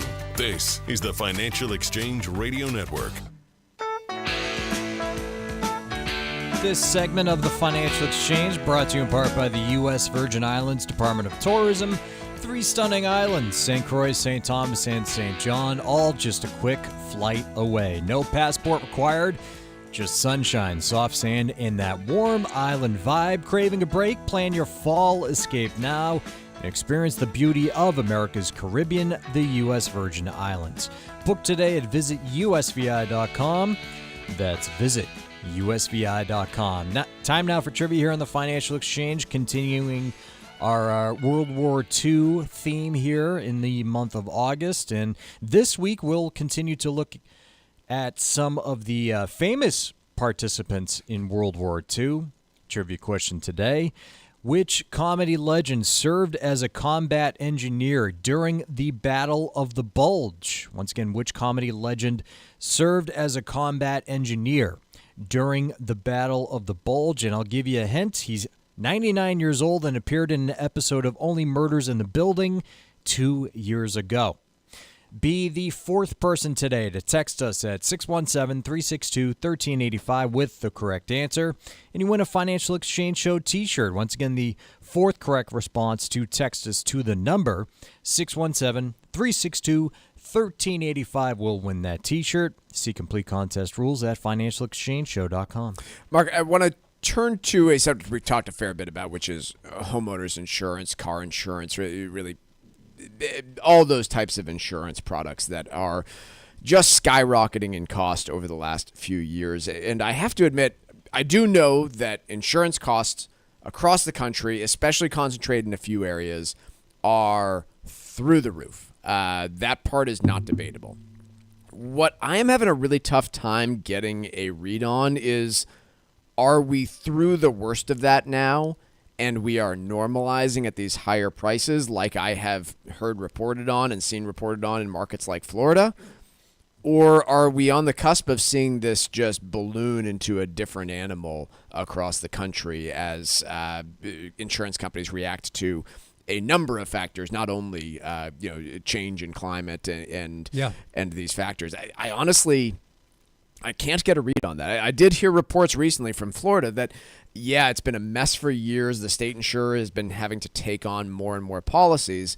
But after the state cracked down on all of these, roofing scams and damage lawsuits, after Florida allowed prices to adjust quite as dramatically as they have, no, insurers are actually re-entering the state and finding ways to make money at these higher prices, and therefore people are dropping off of those plans. But that's certainly not how this piece would put it. So some of it is the frequency and the magnitude of extreme weather events, whether or not, regardless of how you think, what's driving climate change, rather, it's happening. Just look at your insurance bill or ask somebody in Florida or parts of California or, any place that's exposed to extreme weather events. So you have to accept that premise. Climate change is happening. Forget about whether or not humans are causing it, if that bothers you. And it's going to drive extreme weather events that will in turn drive property damage and make some areas too expensive to insure. There's other factors. Go ahead. There's please. Other factors too that are pointed out, right? Like there are labor shortages for home construction and vehicle reconstruction. There are all sorts of inflation problems, which makes it more expensive to get rebuild. repairs. Okay. Yeah, so you need to rebuild that home that flooded. It's going to be more expensive to do it now than it was previously. In the case of cars, they are a heck of a lot more expensive to repair because of all the sensors and technology that goes into them. Because of all of the disruptions elsewhere across the globe, climate change, reinsurance is expensive, right? You buy it from farmers. Farmers then reinsures through a big carrier as well. That reinsurance cost is up. And they do point out, I don't know that this one rings true to me. Consumer credit scores dropping due to student debt repayments would drive insurance costs up. But if that's happening across the board, then I don't know that it really results in much of an overall increase. But to me, I do think that if I am to take all the data that I've seen, I do think that we are getting to a more normalized place. But that normalized place is insurance costs that are way more expensive than they were 5 years ago. And I'm not. Well, I think it's part of why we're seeing such weakness in the housing market in Florida, for example. It's not just because things are oversupplied. It's because the cost of insuring your home is literally up 3, 4, 5x compared to where it was just 10 years ago in some cases. Yeah, this is going to sound insensitive and obvious, but people are going to move elsewhere. That's what prices do. Prices are signals. They contain information. It's not obvious. We take that for granted, which is why you let the price mechanism work. Which is also why the dumbest policy that both Florida and California have adopted, if you are trying to look at all this and get a good read on it, is for the state-run insurers of last resort to come in and subsidize the cost of insurance. Yeah, because it distorts that mechanism. It distorts that market, right? I mean, the insurance companies are sending you a signal. It is really expensive if you want to live in Hurricane Alley. It is really expensive if you want to live in the forest where there's always a bunch of forest fires. And so don't do that. Or if you do, we're going to make you pay a heck of a lot of money to rebuild your home once it burns down or floods. Yeah, that's the way insurance is supposed to work. That's the way it should work. When states get involved in saying, oh, well, no, you can't raise prices that much because it'll drive people out of our state, I get why they do it. They're elected officials and they need to be reelected. But you are just causing a bigger problem down the road, as we saw in Florida, where a bunch of insurers just said, okay, sounds good. See you later. We're not going to be forced to do business in your state, so we'll just find somewhere else to do business. But the question you started with, have prices plateaued? Has the price of insurance plateaued, or will it continue to go up? It's really tough to answer, isn't it? The biggest driver is probably extreme weather events, right? Of all of those that you cited, there are other contributors, but that's probably the largest. So this statistic I found just really compelling. This data from Bankrate. The average annual premium for just a generic $300,000 home insurance policy in Louisiana last year, $6,274. In Vermont, that same plan cost $834. Mm-hmm. Totally understand why. It should, but that is such a dramatic difference that I was just a bit taken aback. Yeah, that makes the difference in risks very relatable. That's what prices are supposed to do, express these things in a common unit that we can all relate to. It's uncomfortable, but that's the way it's supposed to work. We have got to take a quick break in a minute here. When we come back, we're going to be talking a little bit about Roth accounts. Obviously, big growing popularity over the last few years. How does one decide whether or not they should be participating in their Roth versus traditional 401k or IRA? Wall Street Watch next, and the trivia winner after that. Quick break.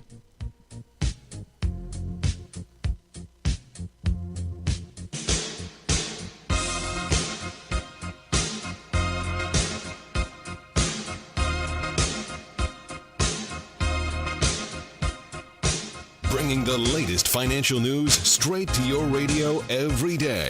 It's the Financial Exchange on the Financial Exchange Radio Network. A trust isn't just a document. It's a powerful tool that can help protect your assets from the nursing home and even reduce or eliminate estate taxes. Cushing & Dolan are leaders in elder law, estate planning, and asset protection. This month, they're offering a free guide called Demystifying the Top 7 Estate Planning Trusts. This guide breaks down the most common types of trusts, explains the pros and cons of each, and helps you understand which might be right for you and your family. Trusts come with different rules, benefits, and tax treatment, and choosing the wrong one could cost you. Learning the differences now can help you make smarter decisions for your future and your loved ones. Trusts are a critical part of any well-designed estate plan, but they can be complex. Don't guess your way through it. Get the facts first. Call Cushing & Dolan now at 866-848-5699 to request your free copy, or visit LegalExchangeShow.com. The proceeding was paid for, and the views expressed are solely those of Cushing & Dolan. Cushing & Dolan and/or Armstrong Advisory may contact you offering legal or investment services. Cushing & Dolan and Armstrong Advisory do not endorse each other and are not affiliated. The holidays are just around the corner, so now's the time to plan your winter escape. Trade in the cold for sunshine, sea breezes, and island vibes in the U.S. Virgin Islands, America's Caribbean paradise. Whether it's a romantic retreat, a family celebration, or a solo recharge before the new year, St. Croix, St. Thomas, and St. John offer the ultimate warm weather getaway. Lounge on sun-drenched beaches, explore vibrant culture, and celebrate the holidays island style. No passport, no hassle, just warm weather, clear blue water, and unforgettable memories. This is where the stress melts away and you find yourself naturally in rhythm with the heartbeat of the islands. Go to visitusvi.com and book your trip today. That's visitusvi.com. The U.S. Virgin Islands, America's Caribbean paradise. Your holiday escape starts here at visitusvi.com. Hey, listen, are you a 50-year-old person looking for term life insurance? Then you need to talk to Bob. Bob specializes in helping people find $1 million or more of term life insurance for a couple of $100 a month. Look, you need to know there's a price war in the term life insurance business, and you may be paying too much. Call Bob, and he'll shop and see how much money he can save you. Look, this could be the last term life insurance policy you ever have. Your rates are guaranteed for the next 20 years. That's right, guaranteed level rates for the next 20 years. And if you're a smoker or your health is not perfect, Bob has great rates for you too. So for $1 million of term life insurance coverage for a couple of $100 a month, call Bob right now. 800-965-7987. 800-965-7987. 800-965-7987. That's 800-965-7987. Paid for by Term Direct. Hi, this is Chuck and Mike from the Armstrong Advisory Group, and we've got a guide available this month titled Leaving a Lasting Legacy. Mike, one of the things that people have to navigate now is figuring out which accounts to leave to different beneficiaries. As an example, if someone has two children, one in a high tax bracket, one in a low tax bracket, how does that potentially impact who receives which assets? Well, let's call it out. First and foremost, most commonly, people just divide equally. Sure. And there's nothing wrong with that. I get the fairness argument with all of this. But taking your example here, let's imagine we have one person with an average effective tax rate of 10% and another one with 25%.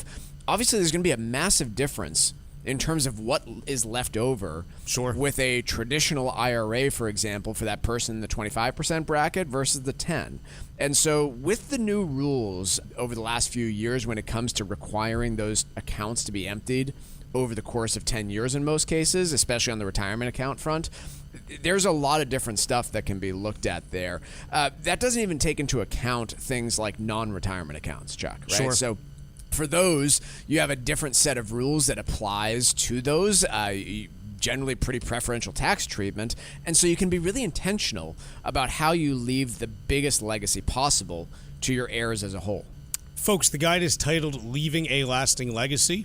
The way to request it is by calling 800-393-4001. Again, the guide is called Leaving a Lasting Legacy, and the way to request it is by calling 800-393-4001. The proceeding was paid for by Armstrong Advisory Group, a registered investment advisor. Nothing in the ad or in any Armstrong guide is specific financial, legal, or tax advice. Consult your own financial, tax, and estate planning advisors before making any investment decisions. Armstrong may contact you to offer investment advisory services.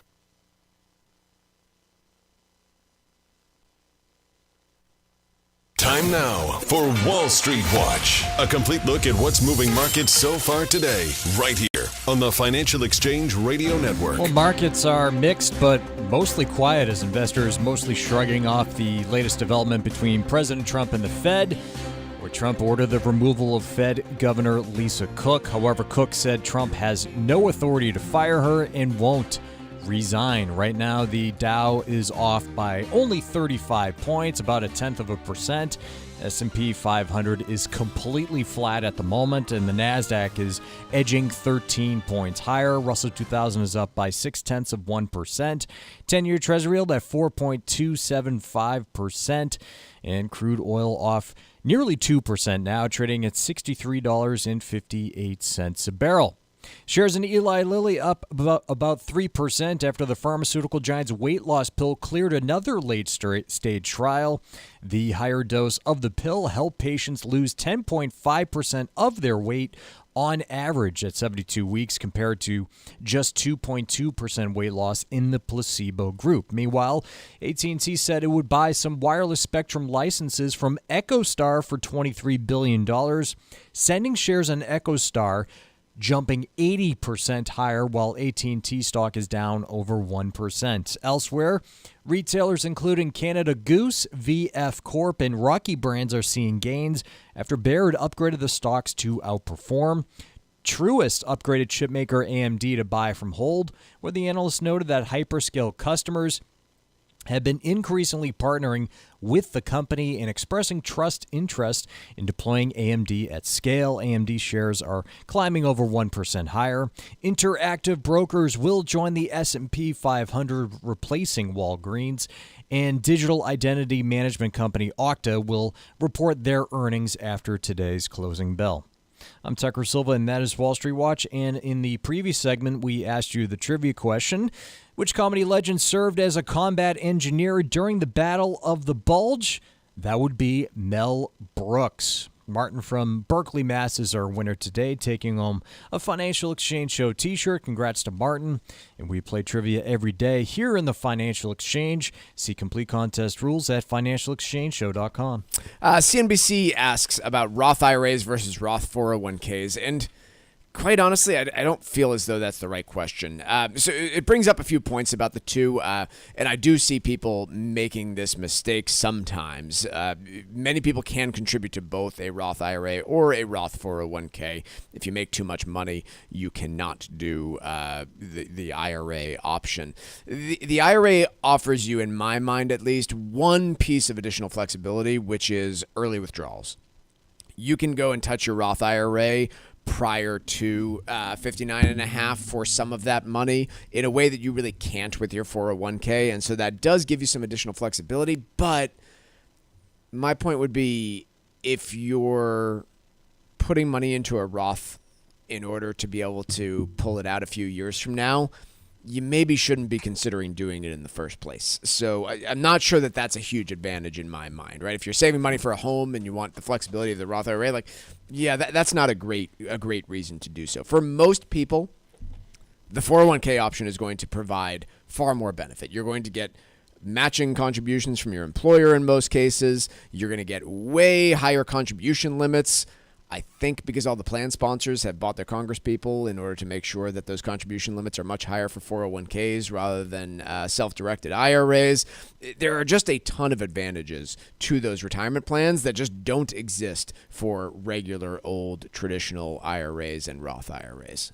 So max out on your employer-sponsored plan. As a general rule, it's different for everybody, but as a rule, you should consider contributing as much as you can to your employer-sponsored plan. And then with any excess potential savings, there are always exceptions if you're eligible. Honestly, there are some really bad employer-sponsored plans that are out there. I've seen them. Employer-sponsored plans that tie up your money for a decade in an annuity. There are employer-sponsored plans that are egregiously expensive to contribute to. But as a rule of thumb, a lot of them are pretty darn good, pretty darn compelling, and come with a bunch of other benefits alongside them that people don't always take advantage of. And not everybody's eligible for a Roth IRA, right? For a Roth IRA, and not everybody's even eligible for a traditional IRA, right? If you or your spouse make too much, it can phase you out of your ability to contribute to it. That all of that having been said, employer-sponsored plans, I think people are generally good about enrolling in them because their employers have made defaulted in. So positive. When it comes to just about everything else, traditional versus Roth, how do I invest in them? What are all these options? What do they mean for me?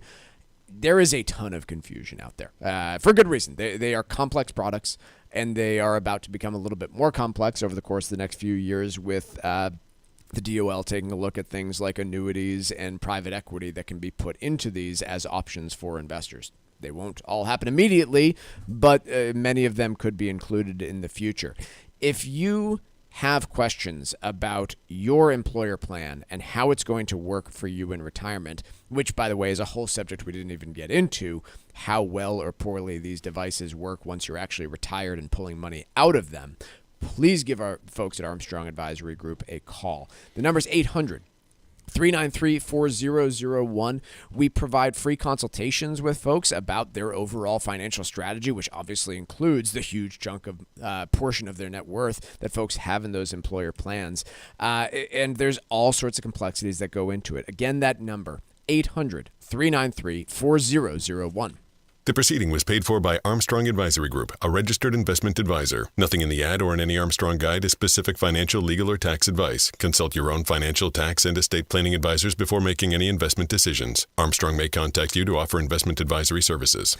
Average annual power bills in the year through May increased at a pace of 6% year over year so far.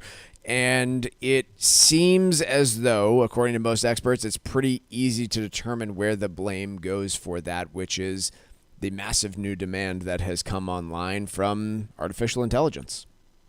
Yeah, there's like universal agreement on that, isn't there? It's really not debated. I've not seen anybody cite, sometimes a spurt of economic growth would increase demand for electricity for obvious reasons. The economy still seems to be growing at or above its trend rate, but that's probably not the culprit. Every serious attempt at attribution here points to AI data centers. It is like the single easiest economic lesson of supply and demand that I think you can come up with. Yeah, surprisingly helpful framework, supply and demand. Very simply put, electricity supply is pretty darn fixed in the short term. You can't easily bring on a nuclear power plant or a new gas-powered or coal-powered power plant. And you are suddenly having all of these new online models for artificial intelligence demanding a whole bunch of new electricity in order to generate the responses that are needed to make them work. And so you have electricity costs going up, just as we talked about and predicted at length here. It's, again, not rocket science on this one. You have supply and demand for electricity and a massive new demand for it without the ability to rapidly increase supply. The benefits of AI better materialize, and soon, or we're going to have a serious economic hangover. That's not my insight. A lot of people are increasingly concerned about the, shall we say, overinvestment in AI and AI-related things. We talked about this a little bit briefly yesterday, but I think it is worth mentioning again. The amount of investment that these massive behemoths have made so far, while a lot of excitement that it's generated a ton of excitement, it's largely just been a transfer of cash from a bunch of very cash-heavy businesses, Facebook, Google, to name two of them, over to a new emerging company, NVIDIA. It's been, we're going to buy all of your chips, and we're going to try and do something cool with it. To this point, I won't say they haven't done anything cool with it, but they certainly haven't done anything profitable with it. Did you see the MIT study over the weekend? No. The upshot, I'll be quick, just 5% of integrated AI pilots, so experiments with generative AI, working them into your existing workflow software, stuff like that, just 5% are extracting any value. Now, maybe that's not unusual. They don't provide a reference point, like what percentage of fiber optic investments increased in a measurable way the bottom line of whatever. But the researchers at MIT have concluded that so far the return on investment is negligible.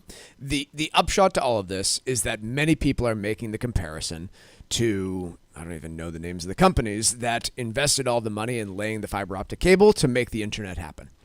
And so the question, those companies spent a ton of money and were very highly valued for a long period of time, and then they don't even exist anymore because all they did was build the groundwork for new companies to come around, disrupt, and invest. And in the meantime, you had a giant crash in the dot-com bubble that sent stocks down a lot in that intermediate period of time.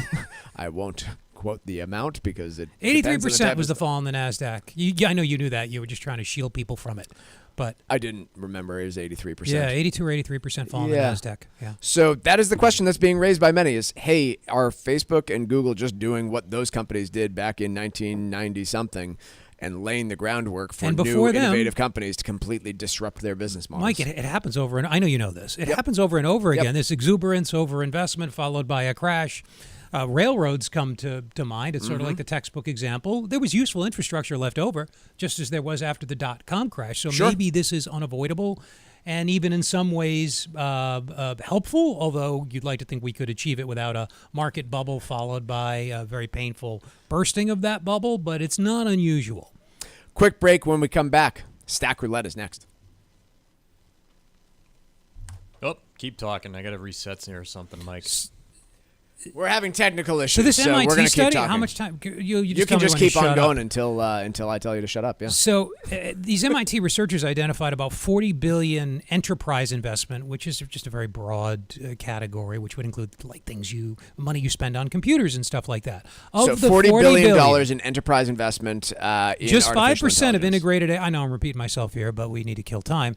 5% of integrated AI pilots are extracting value, are adding to the bottom line in a measurable way. Over 80% of all organizations, and they say all because their sample was large, so there's a little bit of inference going on here. You can't ask everybody, but you ask enough that you can draw conclusions about the general population. 40% report deployment. So like nearly half of companies are trying to make use of stuff that incorporates so-called AI, but very few so far are finding it to be life-changing in any way. Quick break. Stack Roulette is next. The Financial Exchange streams live on YouTube. Like our page and stay up to date on breaking business news all morning long. This is the Financial Exchange Radio Network. If you're thinking about estate planning, trusts can be a powerful tool, but which one's right for you? Revocable, irrevocable, and many other options exist, each with different rules and tax implications. Call Cushing & Dolan at 866-848-5699 and get their free guide demystifying the top 7 estate planning trusts. That's 866-848-5699 or request it online at legalexchangeshow.com. The proceeding was paid for and the views expressed are solely those of Cushing & Dolan. Cushing & Dolan and or Armstrong Advisory may contact you offering legal or investment services. Cushing & Dolan and Armstrong Advisory do not endorse each other and are not affiliated. This is Michael Valila, Adjutant of the Disabled American Veterans Department of Massachusetts. We focus on the people returning from service, not their specific illness or injury. Our number one goal is to make sure our veterans have the necessary services they need, be it physical, emotional, or financial, so that their transition can be seamless. You can help our great American heroes as well by making a donation today by visiting dav5k.boston. That's dav5k.boston. Hi, this is Chuck Zada from the Armstrong Advisory Group. If you have an IRA, it's critical to understand the tax rules that may affect your family as you plan for retirement. Current law requires most non-spouse beneficiaries to withdraw the full balance of an inherited IRA within 10 years, which may lead to higher taxes and reduced value over time. If beneficiary designations are outdated or incorrect, they could possibly override your will and change how your assets are distributed. That's why we're offering a new guide called Leaving a Lasting Legacy, a resource to help you better understand inherited IRAs and other legacy planning topics that could affect your future. Make an informed choice and take control of your plan. Call 800-393-4001 and ask for your free guide today. That's 800-393-4001 or request your copy online at armstrongadvisory.com. The proceeding was paid for by Armstrong Advisory Group, a registered investment advisor. Nothing in the ad or in any Armstrong guide is specific financial, legal, or tax advice. Consult your own financial, tax, and estate planning advisors before making any investment decisions. Armstrong may contact you to offer investment advisory services.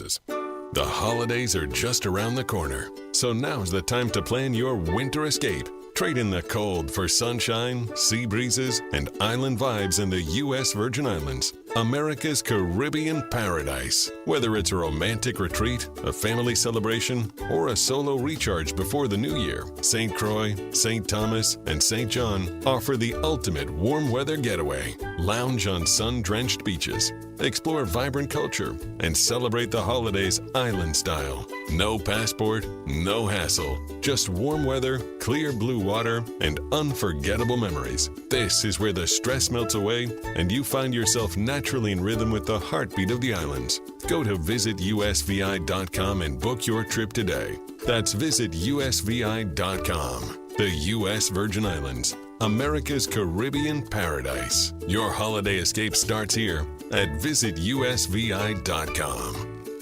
Are you over the age of 50? Want peace of mind and financial security for your family? Here's an important message to you from Senior Care USA. The average funeral now costs over $10,000. That leaves your loved ones the burden of paying your debts and funeral costs. Our plans start as low as $1 per day and will pay your family up to $30,000 to help pay for your funeral and other expenses. There are no medical exams. Your rates will never increase, and your plan cannot be canceled, regardless of your medical conditions, as long as you make your premium payments. Get up to $30,000 in final expense insurance. Call now for free information. Just answer a few simple questions and get approved right over the phone in just a few minutes. Call right now. Call 800-378-3818. 800-378-3818. 800-378-3818. That's 800-378-3818.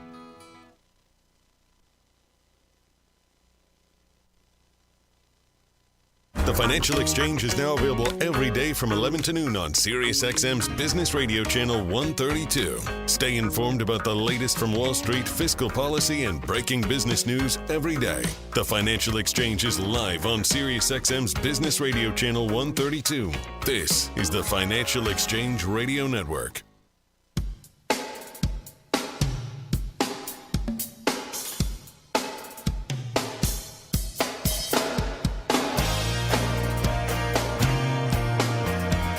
A little bit of good news out there for folks. A tax refund surge likely to be coming next year.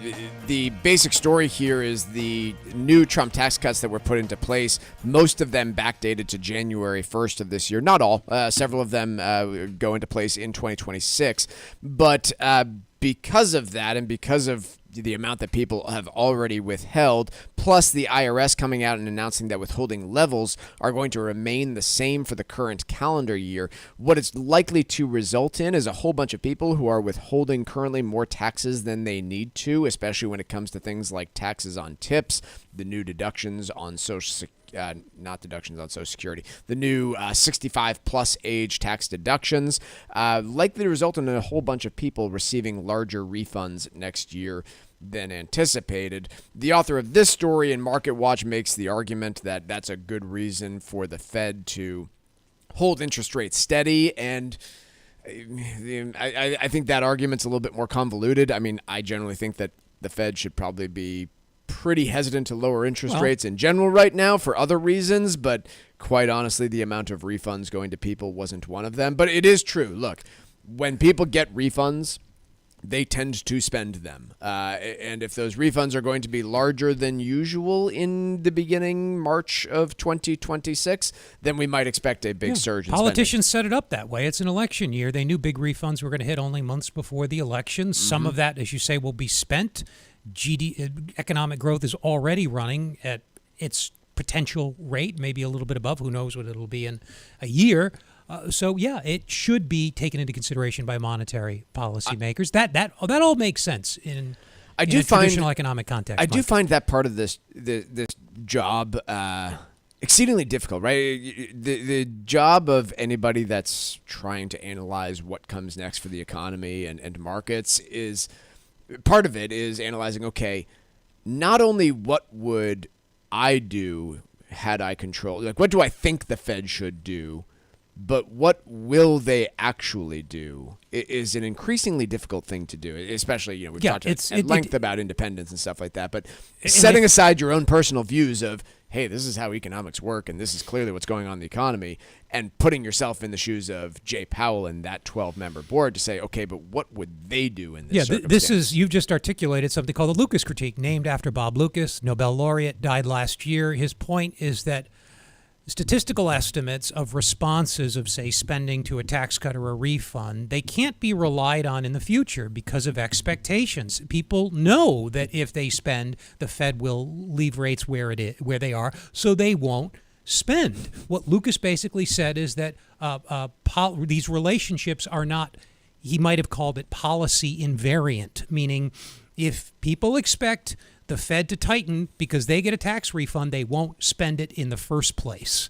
So you end up with this feedback because of expectations that causes traditional relationships, historical, statistical, if you will, relationships to break down. And I wonder, Mike, if maybe that's what's going on in markets today. There's all this hullabaloo about Trump attacking the Fed, which he is. Trump wanting to control interest rates, which he does. He's a boss. He wants to control everything. Well, beyond all that, he's just said I'm just saying. I'm just explaining. It's his personality. He wants to control everything. Constitution maybe says differently. We're going to find out.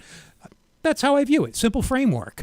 Markets aren't reacting much. Even the bond market. Yeah. You would think, holy mackerel, the president's about to take control of interest rate, the money supply more accurately. Right. This means high inflation in the future.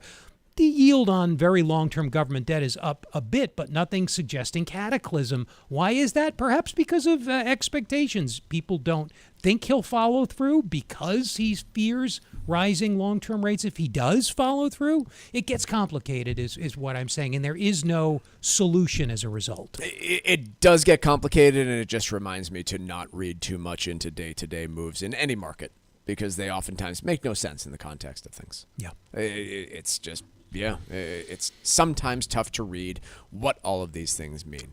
Markets remain in slightly mixed territory. Dow currently off 4 points, less than 1/20th of 1%. The S&P up by less than 2 points, less than 1/20th of a percent. The NASDAQ with the biggest move of the day here, up 23 points or 1/10 of a percent. Checking out the bond market here, as Mark mentioned, we've got the yield on the 10-year Treasury now sitting at 4.273%. Not a big move either. And heading over to energy markets for a moment, we've got the price of oil down 2% today. That's the biggest move in any market that I've seen so far, down to $63.45 a barrel. That is all the time we have for today's Financial Exchange. We'll be right back at it tomorrow, folks. Have a great rest of your day.